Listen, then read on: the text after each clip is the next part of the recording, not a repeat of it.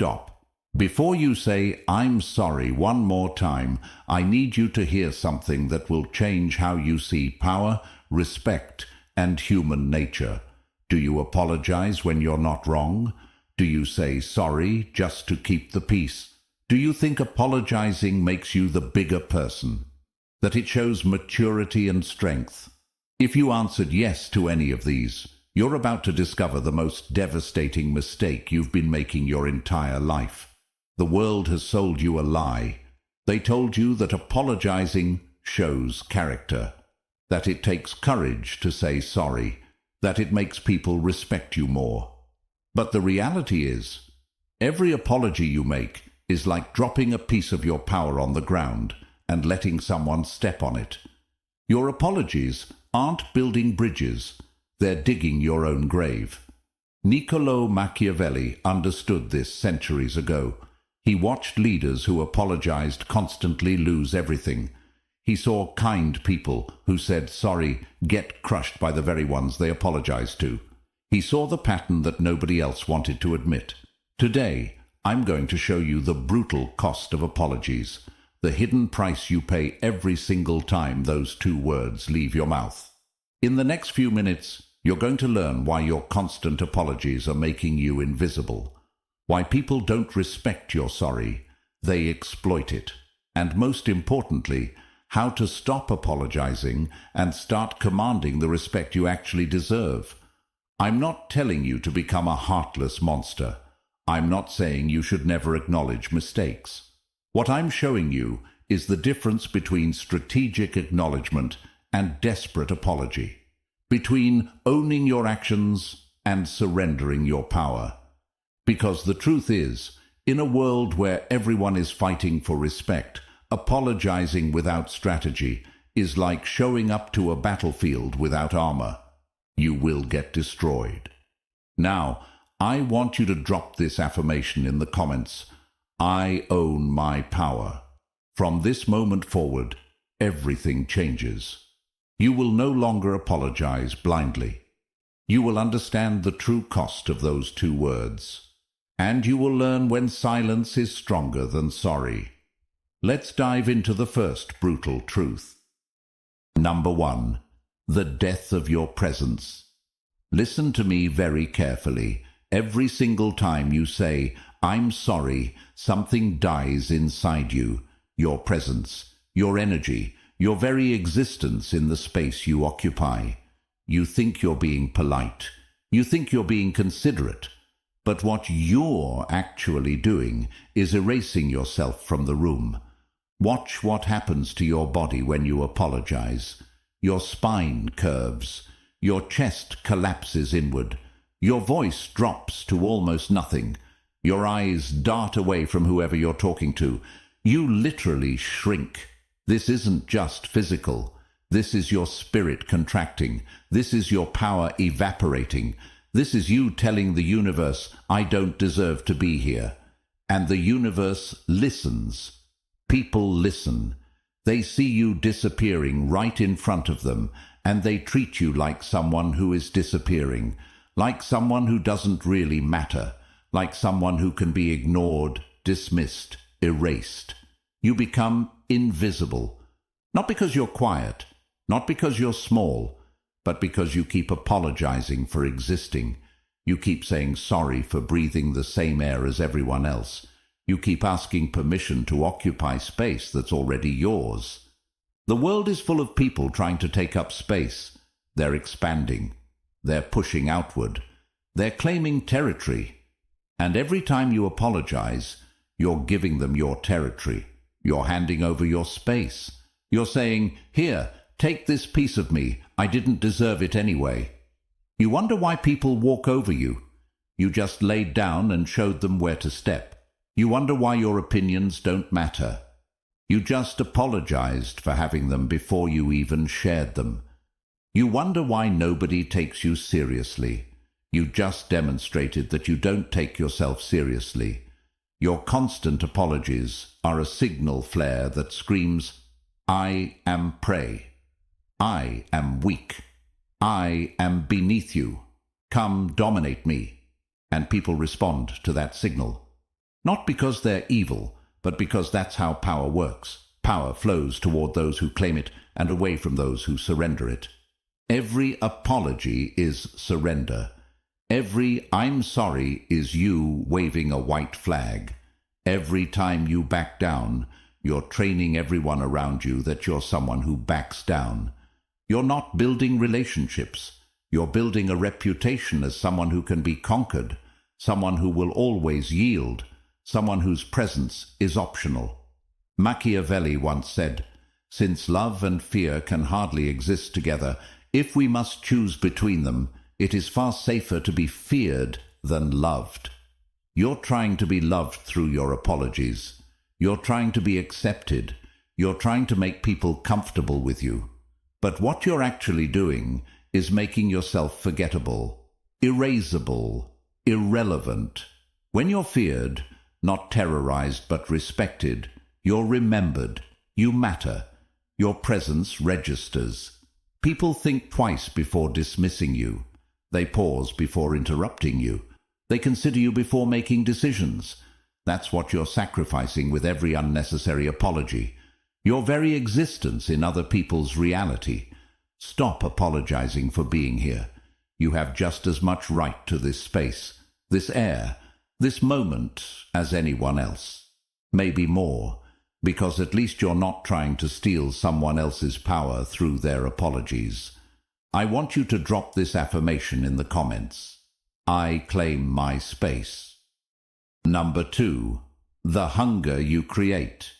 Here's something that will shake you to your core. When you apologize to someone, you're not satisfying their need for closure. You're creating an insatiable hunger in them, a hunger for more of your submission. Think of it like this. You hand someone a taste of the most addictive substance in the world, power over another human being. That first apology, that's their first hit. And like any first hit, it opens a door that can never be fully closed. Their brain chemistry literally changes. When you submit, when you apologize, when you lower yourself, their brain releases dopamine. They feel elevated. They feel superior. They feel like they just won something. And winning feels incredible. Now, their brain wants to feel that way again. And again. And again. You've activated their reward system, and you're the one who controls the supply.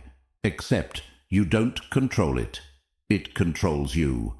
Because now they're going to manufacture reasons for you to apologize. They're going to become hypersensitive to everything you do. They're going to find offense in places where none exists. Why? Because they're chasing that feeling, that rush of dominance, that hit of superiority. You've turned them into addicts, and you're the drug. Watch what happens in your life. The people you apologize to most become the people who are offended by you most. It's not a coincidence. It's conditioning. You've trained their brain that being upset with you leads to the reward of your submission. They don't even realize they're doing it. Their conscious mind thinks they have legitimate complaints. But their unconscious mind is running a program. Get upset with this person. They apologize. I feel powerful. Let's do that again. You're caught in a feedback loop designed to drain every drop of power from your body and transfer it to theirs. Every apology makes them stronger and you weaker.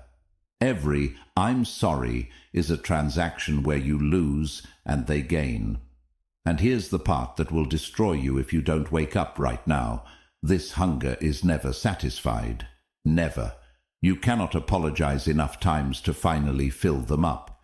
You cannot submit hard enough to finally make them content, because satisfaction would mean the end of the supply. And addicts never want the supply to end. So they'll keep pushing. They'll keep finding new things to be hurt by. They'll keep discovering new reasons why you need to apologize. They'll keep raising the bar of what's required from you. One apology becomes 2. 2 becomes 5. 5 becomes a lifestyle where you're constantly apologizing for your very existence, because they've become so dependent on that feeling of power over you that they can't function without it. You think you're maintaining peace. You think you're being the mature one. You think you're preserving the connection. But you're not. You're feeding a monster that grows bigger with every apology. And eventually, that monster will consume you entirely. The cruelest part, they'll blame you when it all falls apart. You're always apologizing. You clearly have so many problems. I can't deal with someone who is constantly messing up. You created the pattern through your submission, and now they're using that pattern as evidence that you're the broken one. Machiavelli once said, "Men are so simple and so ready to obey present necessities that he who deceives will always find those who allow themselves to be deceived." You're deceiving yourself.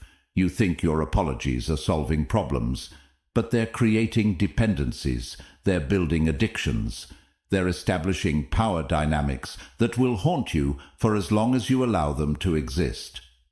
The only way to break this cycle is to stop feeding it. Stop giving them their fix. Stop providing the supply. Let them experience what it's like when you don't apologize. Let them go through the withdrawal. Yes, they'll escalate. Yes, they'll get angry. Yes, they'll try everything to get you back into the pattern, because addicts fight hard when you take away their drug. But you're not responsible for their addiction. You're only responsible for stopping your role as the supplier. Drop this affirmation in the comments. I starve weakness. Number 3. The permanent record. Your apologies don't disappear. They don't evaporate into the air after you speak them. They get carved into stone. They become permanent entries in a record that will be used against you for the rest of your life. Every time you say, "I'm sorry," you're creating a file in everyone's memory. And that file is titled Evidence of Failure. How human memory actually works. It doesn't record events accurately. It creates narratives. It builds stories. And your apologies are writing the worst possible story about who you are. You apologize once for being late. The memory created isn't "they apologized for being late." The memory is "they're unreliable." You apologize for a mistake at work. The memory isn't "they acknowledged an error." The memory is "they're incompetent." You apologize for saying something that upset someone. The memory isn't "they were considerate." The memory is "they're problematic." Each apology is a data point, and humans are pattern recognition machines. They take those data points and create a pattern. And the pattern your apologies create is, this person is consistently failing. It doesn't matter that you apologized once for being late and were on time 100 other times. That one apology outweighs the 100 successes because apologies are emotionally charged.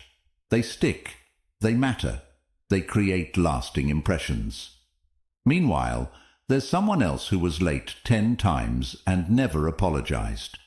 What pattern does everyone see for them? They're busy. They're important. They have a lot going on. You apologized once. They never apologized. You're the unreliable one. They're the important one. That's the twisted logic of human perception shaped by apologies. But it gets so much worse. These memories don't stay separate. They combine. They merge. They create a compound narrative that's bigger than the sum of its parts. Your apology for being late combines with your apology for a work error, combines with your apology for the thing you said.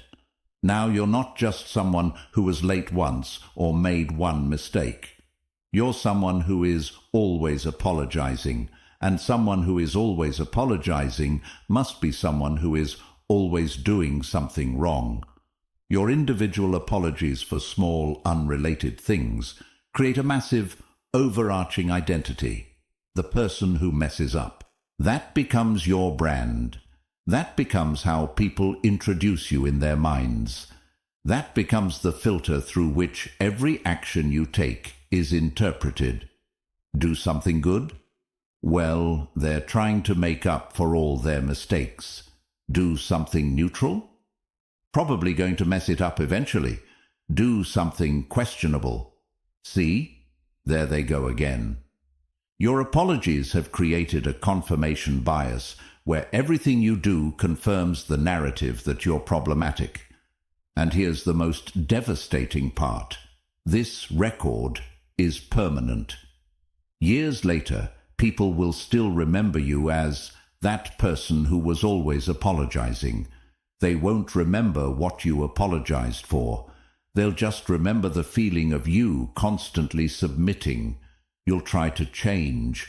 You'll stop apologizing. You'll stand strong. But they'll resist because the record says you're not a strong person. The record says you're someone who backs down. The record says you're the apologizer. Breaking that perception is almost impossible because you spent so long building it. You spent so long feeding data into the file titled Evidence of Failure. Meanwhile, people who never apologize have a different file. Even when they fail, even when they're wrong, even when they should apologize, they don't. So what record gets created? Confident, strong, doesn't back down. They have the same failures you do, maybe more, but they never documented them through apologies. So their record stays clean while yours is covered in red marks. Machiavelli once said, "Everyone sees what you appear to be. Few experience what you really are." Your apologies make you appear to be constantly faulty. That appearance becomes your reality in everyone's eyes. It doesn't matter what you really are. It matters what your apologies have documented you to be.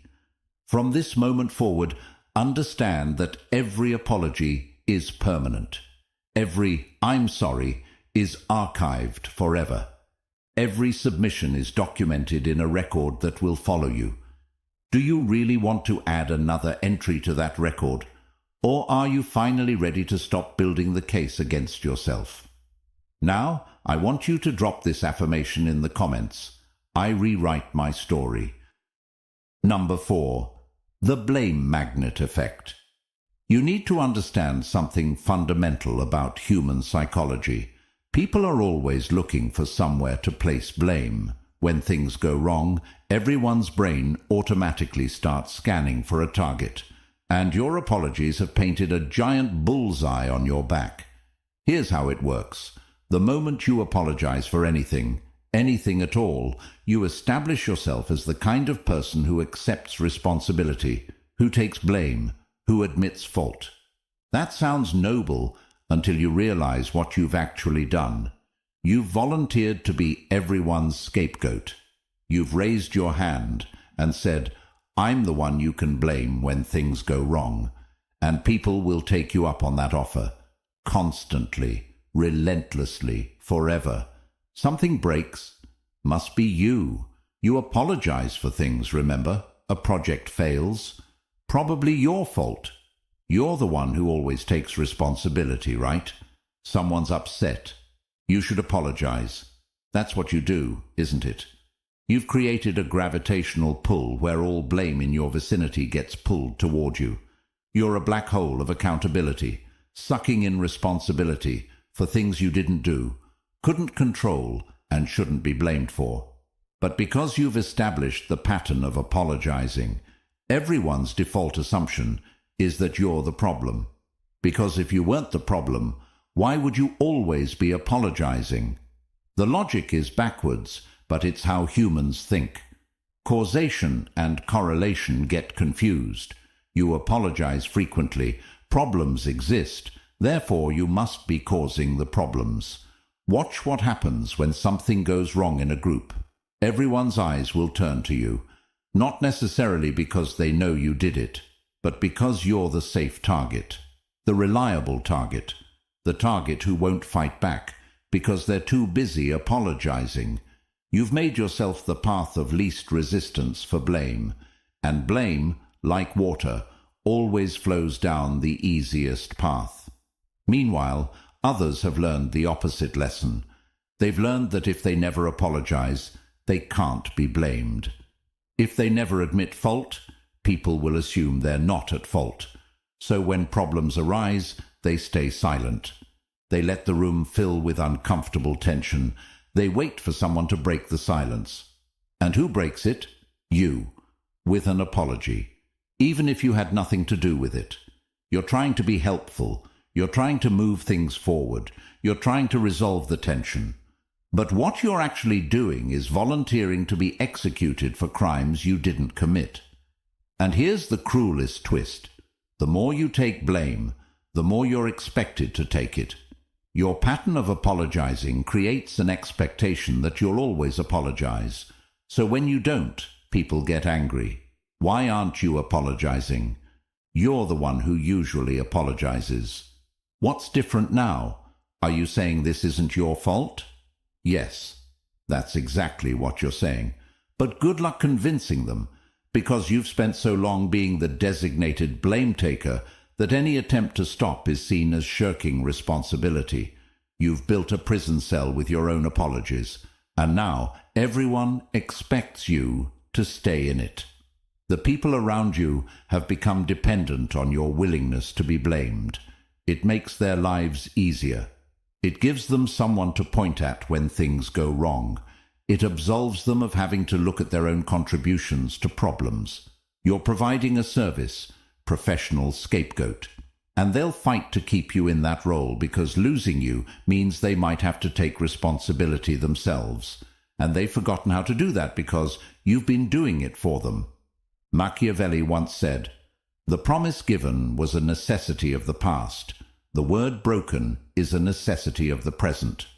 Your past apologies have created promises about who you are and what role you play. Breaking those promises, refusing to be the scapegoat anymore, is the necessity of your present. People won't like it. They'll resist. They'll try to push you back into your role. They'll accuse you of changing, of not caring, of being selfish. Let them. Their discomfort is not your responsibility. Their need for a scapegoat is not your burden. You're done being the magnet for everyone's blame. You're done accepting responsibility for things that aren't yours. You're done apologizing just to fill the silence when something goes wrong. Let the silence sit. Let others squirm in it. Let them experience what it's like when there's no convenient target to blame. Let them discover that maybe, just maybe, they're the ones who need to apologize. Drop this affirmation in the comments. I deflect blame. Number 5. The forgiveness trap. Now I need you to face something dark, something most people refuse to see because it shatters their belief in human goodness. When you apologize and someone says, "I forgive you," they're setting a trap. And you just walked right into it. Real forgiveness is rare. Real forgiveness requires effort, grace, and genuine letting go. What most people do when they accept your apology is something entirely different. They're filing it away. They're storing it. They're saving it for later. Your apology just became ammunition, and they're going to use it against you the moment it becomes convenient. I forgive you doesn't mean the slate is clean. It means the slate has been copied, filed, and stored in a vault labeled "Things I can bring up when I need to win." You think you're resolving conflict, but you're actually creating future weapons for them to use against you. Weeks pass, months pass, maybe years. You think the issue is dead and buried, but it's not dead. It's hibernating, waiting for the perfect moment to resurrect and attack you. Then one day, you're in a disagreement, a new, completely unrelated disagreement. And suddenly, remember when you apologized for that thing? I'm starting to see a pattern here. Wait, what? That was resolved. You apologized. They forgave you. It's over, right? Wrong. It was never over. It was just waiting. Your apology didn't close the issue. It documented it. It made it official. It gave them a time-stamped, verified record of your failure that they can reference whenever they need. to put you in your place. This is the forgiveness trap. You think apologizing brings peace, but it brings an armed truce.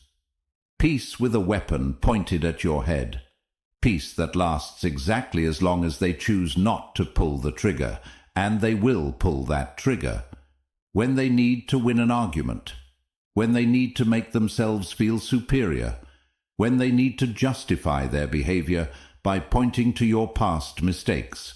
Out come your old apologies, like zombies rising from graves, dead issues that you thought were buried forever, suddenly shambling back to life to devour you.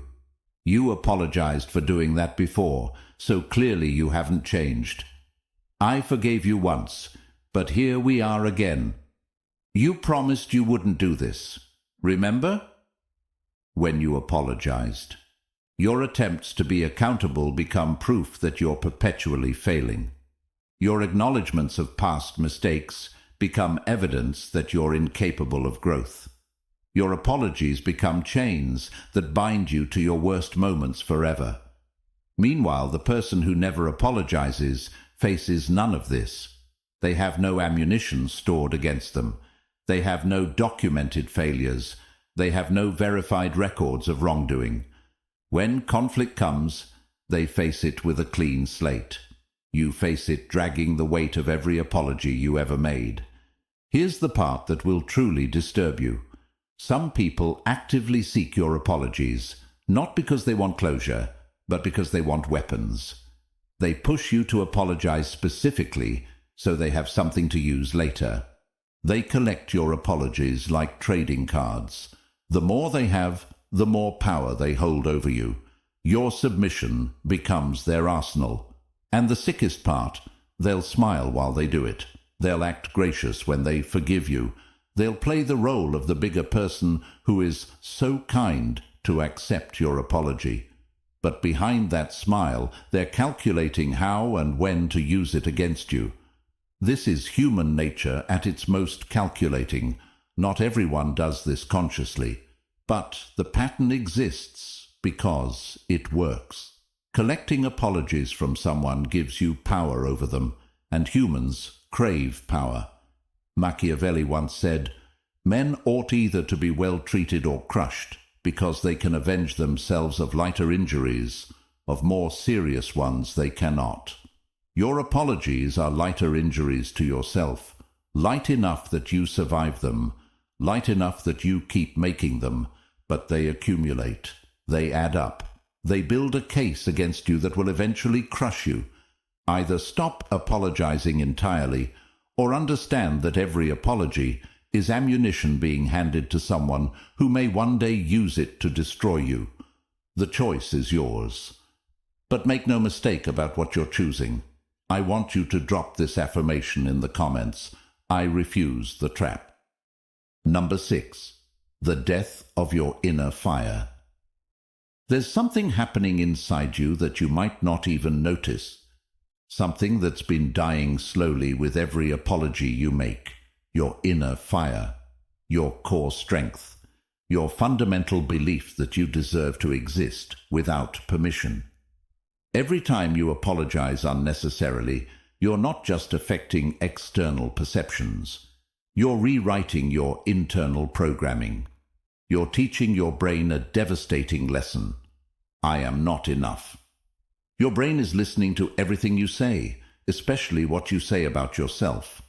And when you constantly apologize, your brain hears, "I'm wrong, I'm faulty, I'm the problem, I'm not worthy." Hear that message enough times, and it becomes your identity. It becomes the foundation of how you see yourself. It becomes the truth you live inside of. Watch what happens to you over time. You start second-guessing every word before you speak it. Should I say this? Maybe I shouldn't. I'll probably just have to apologize for it anyway. You start questioning every decision before you make it. Should I do this? Maybe I shouldn't. I'll probably mess it up and need to apologize.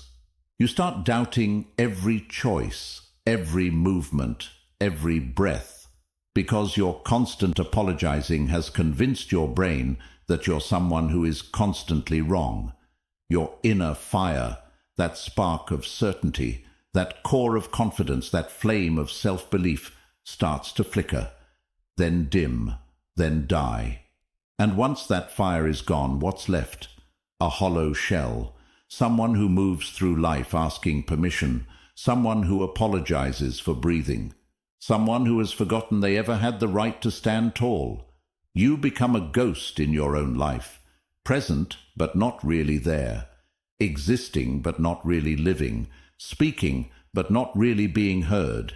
Because you've apologized yourself into nothingness. You've submitted yourself into irrelevance.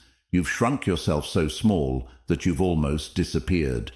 The reality is, confidence isn't something you can fake. It's not about puffing out your chest or speaking loudly. Real confidence comes from an internal knowing that you deserve to be here, that your thoughts matter, that your presence has value, and every apology chips away at that knowing. Every "I'm sorry" is a vote against yourself. Every submission is you telling your soul, "We don't matter." Cast enough of those votes, and your soul starts to believe it. Your inner fire starts to accept that maybe you really don't deserve to burn bright. Maybe you really should stay small. Maybe you really are meant to be walked over. This is how people break themselves. Not through one massive trauma, but through 1,000 tiny submissions, through years of apologizing for existing, through decades of making themselves smaller to make others comfortable. And the cruelest part? Once your inner fire dies, reigniting it is almost impossible, because you've spent so long suffocating it that you've forgotten what it felt like to burn. You look at people who stand tall, who speak with certainty, who command respect, and you think, "That's just not who I am. I'm not like that."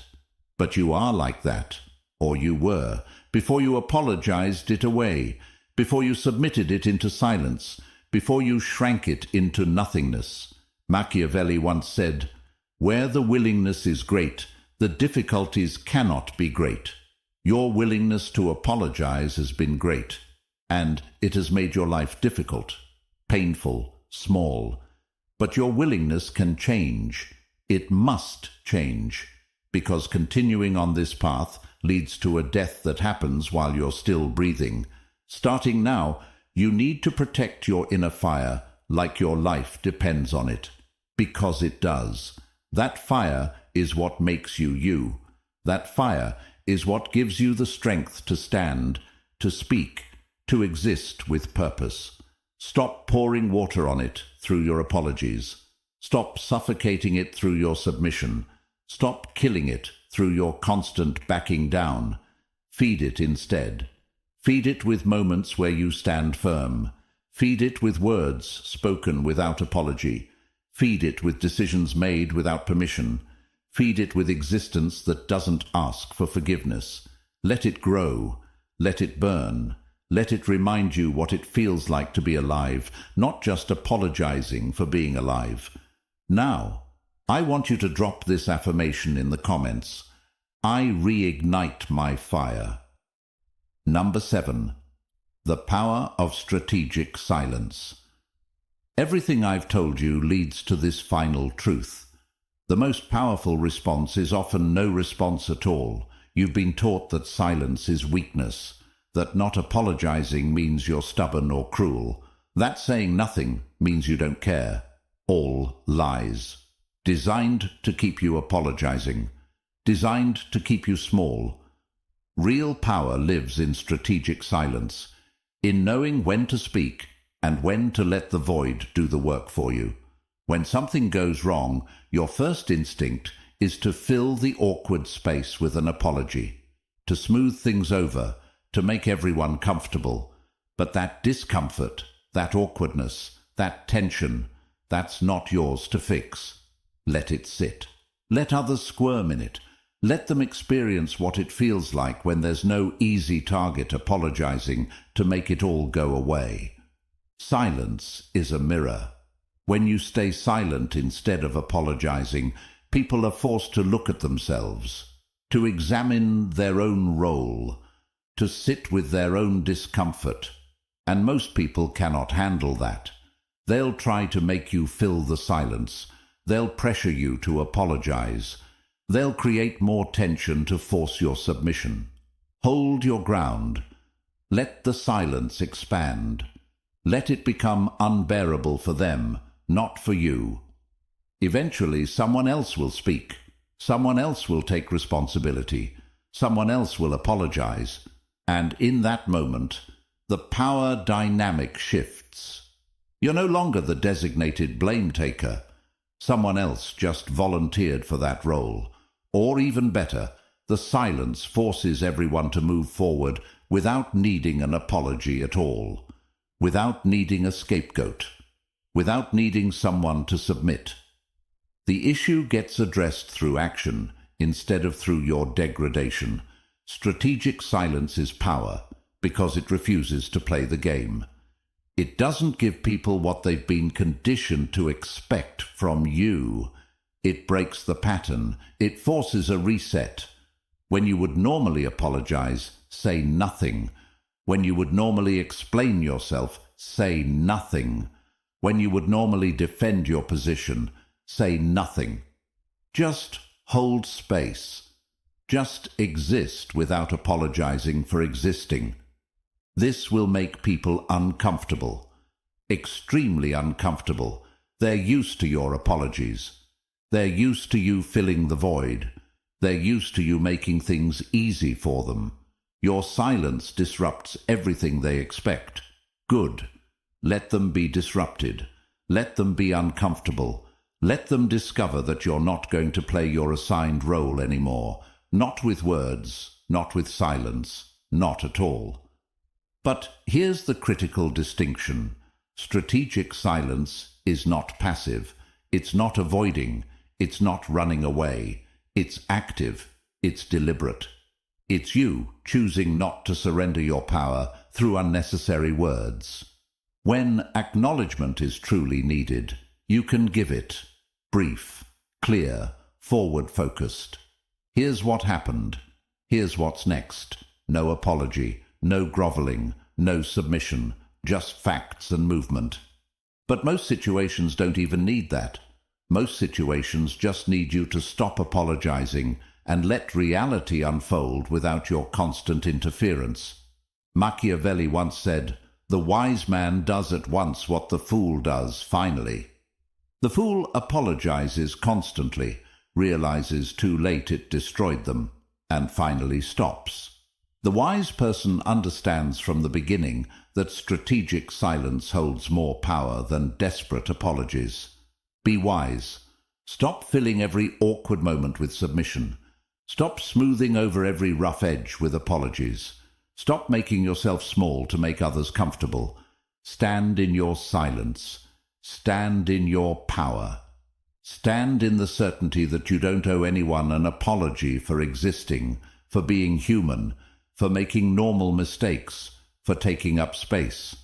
Your silence is not emptiness. It's fullness. It's strength.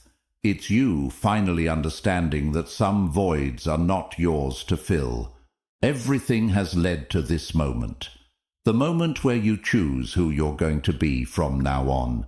You've seen the brutal cost of constant apologizing, how it kills your presence, how it creates hunger in others for your submission, how it builds a permanent record against you, how it makes you a magnet for blame, how it traps you in fake forgiveness, how it extinguishes your inner fire, and how strategic silence can save you from all of it. The question is, what are you going to do with this knowledge? Are you going to keep living the way you have been, apologizing your way through life, shrinking every day, giving away your power word by word until there's nothing left of you? Or are you going to stand up right now and decide that you're done? Done submitting, done apologizing for existing, done letting others feed on your power. Machiavelli understood that the world is a battlefield, not always a physical one, but a battlefield of power, respect, and positioning nonetheless. And on a battlefield, those who constantly surrender don't survive. You don't have to be cruel. You don't have to be heartless. You don't have to hurt anyone. But you do have to stop hurting yourself through constant, unnecessary apologies. From this moment forward, before you say, "I'm sorry," I want you to pause, just for a second, and ask yourself, is this apology necessary?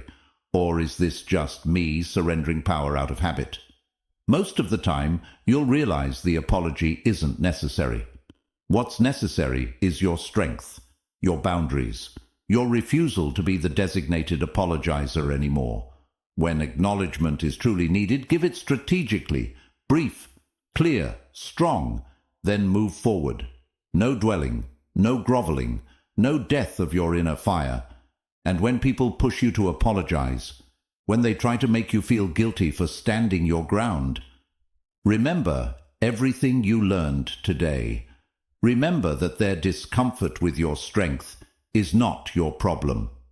Remember that you're not responsible for making everyone comfortable with dominating you.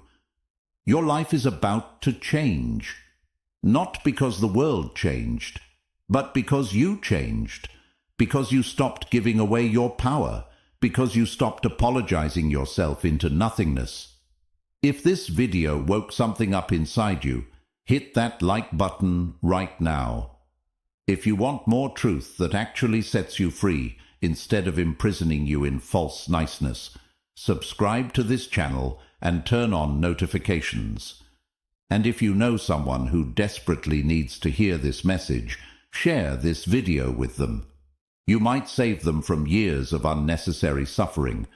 Your apologies have been destroying you. When used blindly, they're weapons against yourself. When eliminated strategically, your power returns. Drop this final affirmation in the comments. I never apologize again. Remember this. In a world full of people trying to make you smaller, refusing to shrink is an act of revolution. Standing tall when everyone expects you to bow is power. Speaking without apology when everyone expects submission is freedom. Stop apologizing for existing. Start commanding the life you deserve. Stop making yourself small. Start taking up the space that's yours. The brutal cost of apologies ends today. Your power begins now. Thank you for watching. I'll see you in the next video.